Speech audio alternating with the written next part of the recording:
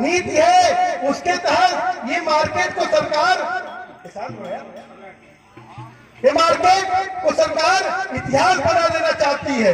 आप देखेंगे कि अगल बगल जो छोटी छोटी दुकानें हैं, जब अगर अधिग्रहण होगा तो ये पूरी की पूरी मकान और दुकानें चली जाएंगी। और अगर आप जाके देखिए तो मुश्किल से कोई अपनी उसी दुकान में रहता है, उसी मकान में रहता है। और जो बात कही जा रही है कि आबादी और आबादी वर्ग 6 और या पट्टे की जमीन, इस तरह से सरकार की भूमधिग्रहण की पॉलिसी है, पुनर्वास की पॉलिसी है, उसके तहत इनको अब तक कुछ भी नहीं बताया गया कि आपको क्या मुआवजा दिया जाएगा। आपकी बस आप देख सकते हैं कि जो दीवारें हैं उन पर चिन्हीकरण कर दिया गया है और आसपास तमाम चिन्हीकरण कर दिया गया है। उसी तरह से तमाम हमारी माताएं बहनें, चाहे खेमपुर से आई हैं, चाहे टाका पश्चिम से आई हैं, तमाम जगह से जो लोग आए हैं, अगर आप उनको आप देखें तो उनकी भी यही स्थिति है कि जो एनएच किनारे जिनके छोटे छोटे मकान हैं, छोटे छोटे घर हैं, अगर ये अधिग्रहण होता है तो वो कल कहां पर रहेंगे, उनको जो मुआवजा मिलेगा क्या करेंगे। और आप लोग सब लोग जानते हैं, जन आंदोलनों का राष्ट्रीय समन्वय पूरे देश में भूमधिग्रहण के खिलाफ लड़ाई लड़ रहा है। आप सब लोग जानते हैं कि सरकार की जो भूमधिग्रहण की पॉलिसी है इतनी बदतर है। और जहां पर जब हम लोगों ने इस सवाल को लेकर जब हम लोगों ने बातचीत किया और इसको लेकर हमने जानकारी पूछा कि यहाँ पर जब सर्वे किया गया तो सर्वे करने से पहले आपसे पूछा गया, किसी ने पूछा गया क्या? नहीं पूछा गया। देखिए, एक माता बंदर बोले लगता सब लोग से पूछा गया था कि नहीं पूछा गया था? नहीं पूछा गया था ना। बिना पूछे, बिना संसद के सर्वे किया गया और सर्वे रिपोर्ट कब भेजी गई, शासन को कब भेजी गई, इसकी कोई इनको जानकारी नहीं है। उसके बाद जो पूरा भूमधिग्रहण की धारा A, B, C, D वो पूरी की पूरी जो कार्रवाई है उसका अता पता नहीं। और कुछ लोगों को इन्होंने धारा ही के तहत नोटिस भेज दिया गया और उस नोटिस में 3,20,000 मुआवजा कुछ लोगों को।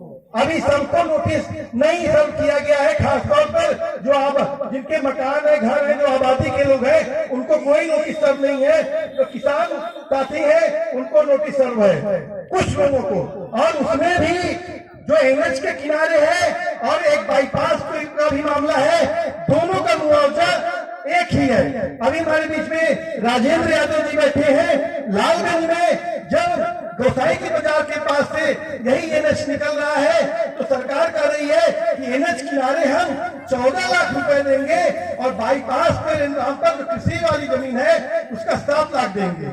अब यहाँ पर क्या कर रहे हैं, वो भी वहां पर भी डुअल पोजीशन उनकी सरकार की थी। यहाँ पर क्या कर रहे हैं, हम 3,20,000 एनएच किनारे भी देंगे जो 1 फुट में बिकने वाली जमीनें हैं, जो बाईपास की जमीनें हैं उसका भी 3,20,000 देंगे। तो मतलब यहाँ पर सरकार को लगा कि ये क्षेत्र का किसान कमजोर है, आवाज नहीं उठा पाएगा, इसलिए उसने मुआवजे की राशि की। इसके बाद 22 तारीख को हम लोगों ने फूलपुर एसडीएम को जाकर ज्ञापन दिया और सबसे पहले हमारी इस किसान पंचायत की मांग है कि ये जो पूरा सर्वे किया गया है, जो पूरा भूमधिग्रहण किया गया की जो कार्रवाई चलाई जा रही है उसको रद्द किया जाए। तो ये हमारी प्रमुख मांग है। लेकिन इस पूरे इलाके में चाहे वो पर्यावरण का यहाँ पर आकलन करना हो, चाहे पुनर्वास का आकलन करना हो, कोई भी प्रक्रिया यहाँ पर नहीं कही गई। मैं बात, चूंकि बहुत सारी बातें आप लोग के पास अनुभव है, आप लोग जानकार हैं इसी सब्जेक्ट के, तो आप लोग ज्यादा विस्तार से और भी बातें रखेंगे। तो ठोस मैंने रखी। और पिछले 2 दिन पहले मुख्यमंत्री योगी आदित्यनाथ ने इस बात को कहा है कि 4 लेन के नाम पर किसी के मकान को नहीं तोड़ा जाएगा, चाहे नक्शा बदलना पड़े। तो सवाल इस बात का है, इसे गोरखपुर में ही नक्शा बदला जाएगा, आजमगढ़ में नक्शा नहीं बदला जाएगा। तो सवाल ये बड़ा है। और जो भूमधिग्रहण कानून भी है जो कहता है इस कम से कम हम कुटुंबों को प्रभावित करेंगे, कम से कम हम खेती योग्य जमीनों को प्रभावित करेंगे, या फिर पर्यावरण